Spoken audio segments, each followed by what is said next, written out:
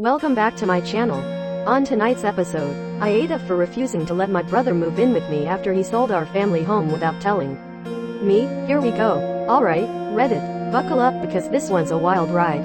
So, a bit of background. I, 32F, have an older brother, Jake, 35M, who has always been the golden child. Our parents passed away a few years ago and left us their house, which Jake and I were supposed to share. The house holds a lot of sentimental value. It's the place we grew up in, and I always imagined raising my own family there someday. Jake moved out to the city years ago and seemed happy with his life there. Meanwhile, I stayed in our hometown and moved into the family home. Things were going smoothly until about 6 months ago when Jake started visiting more often. He mentioned he was having some financial troubles but didn't go into details. Being the caring sister I am, I offered him help, but he always brushed it off. Fast forward to a month ago, Jake shows up at my door with a real estate agent, saying he sold the house. Sold our family home without telling me. He claimed that since we were both on the deed, he had the right to do so. I was absolutely livid. This house was my sanctuary, my safe place, and he ripped it away without a second thought. We had a massive fight and he stormed out. I tried to fight the sale, but it was too late. The new owners were moving in within weeks and I had to find a new place to live. I felt betrayed and hurt, but I managed to find a small apartment nearby. Here's where it gets interesting. Jake's financial troubles were worse than he let on. He lost his job, his apartment, and was essentially homeless. He showed up at my new place a week ago, asking if he could stay with me, just for a little while, until he got back on his feet. I laughed in his face. After what he did, there was no way I was letting him stay with me. He got angry, called me selfish, and stormed off. Now, our family is divided. Some say I'm right to refuse him. Others say I should help him out because he's my brother. So, Reddit, AITA for refusing to let my brother move in with me after he sold our family home without telling me. Update 1. Hey Reddit, thanks for all the support and advice. I read through every comment, and I appreciate the different perspectives. I realized I should provide a bit more context. Growing up, Jake was always the favored child. Our parents doted on him and often overlooked his mistakes, while I had to work twice as hard to get any recognition. This favoritism extended into our adult lives. Jake always got away with things, and I often had to clean up his messes. When our parents passed, they left us the house equally. I thought it was a chance for Jake and me to finally share something without any drama. Clearly, I was wrong. Jake selling the house felt like the ultimate betrayal, especially because he didn't even discuss it with me. Anyway, after our fight, Jake went to stay with our Aunt Lisa. She's a sweet woman but very old school. She believes in family sticking together no matter what. So she's been pressuring me to let Jake stay with me. She thinks I'm being too harsh and that Jake's learned his lesson. But honestly, I'm not convinced. He's always managed to worm his way out of trouble, and I fear this time will be no different. Jake's been texting me, apologizing and asking for another chance. He says he's desperate and promises to make things right. Part of me wants to believe him, but the other part is still too hurt and angry. I've worked hard to rebuild my life after losing the house, and I don't want to jeopardize that. My friends are split on this issue. Some say I should let him crash for a bit, while others think I should stand my ground. It's a tough call, and I'm really torn. I'll keep you all posted on what happens next. Thanks again for the support. Update 2. Hey everyone, I've got an update for you. So, after much deliberation, I decided to meet Jake for coffee. I wanted to hear him out and see if there was any genuine remorse in his apology.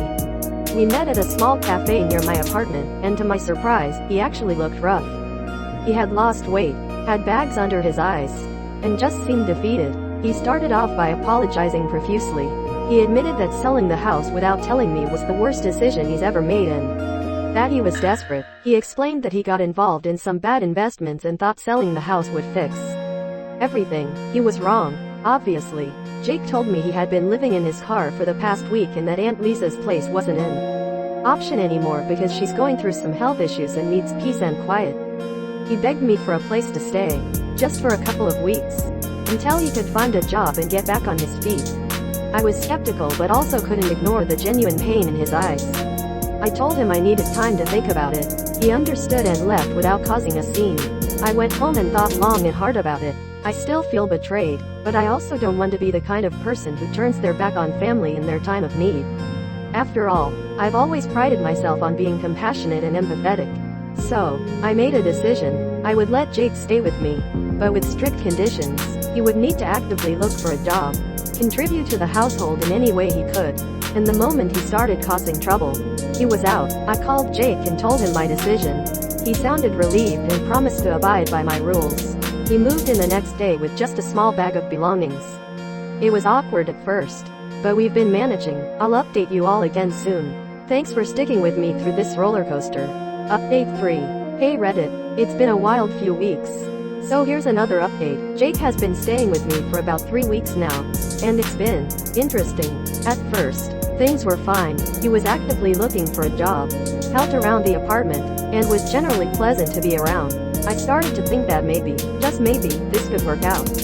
Then things started to go south. Jake got comfortable, too comfortable. He began slacking on job applications, spending most of his time watching TV or playing video games. I confronted him about it, and he promised to do better. But nothing changed. To make matters worse, he started bringing friends over without asking me first. One night, I came home to find my living room full of people I didn't know, drinking and making a mess. I was furious and kicked everyone out. Jake and I had a huge argument, and I reminded him of our agreement. He apologized and promised it wouldn't happen again. But it did. A few days later, I came home early from work and found another group of his friends hanging out. I lost it. I told Jake he had 1 week to find somewhere else to live. He begged me for another chance, but I was done. He had broken my trust again, and I couldn't take it anymore. Jake has been staying at a friend's place since then. Our relationship is strained, to say the least. Aunt Lisa is disappointed in me, but I don't care. I need to look out for myself. Thanks for all the advice and support. It's been a rough journey, but I feel like I made the right decision. Update 4. Hey everyone, back with another update. After kicking Jake out, I felt a mix of relief and guilt. I was finally able to relax in my own home again, but I couldn't shake the feeling that I had abandoned my brother. I reached out to a therapist to help me process everything that had happened. Through therapy, I realized that my relationship with Jake had always been toxic. I had spent my entire life trying to make up for his mistakes and putting his needs above my own. It was time to break that cycle and start focusing on myself. I decided to take a trip to clear my mind. I visited a friend who lives out of state and spent a week away from all the drama. It was exactly what I needed. When I returned, I felt more at peace and ready to move forward. Jake, on the other hand, hasn't had it so easy.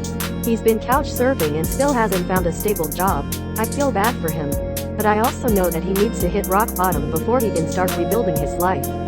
I've offered to help him find resources and support, but I'm not letting him move back in with me. As for our family, they're slowly starting to understand my side of things. Aunt Lisa apologized for pressuring me and admitted that she didn't realize how much Jake had taken advantage of me over the years. It feels good to have her support, even if it came a bit late. I'm focusing on myself now, my career, my hobbies, and my mental health. I've reconnected with old friends and even started dating again. Life is looking up, and I'm excited for what the future holds. Thanks to everyone who followed my story and offered advice.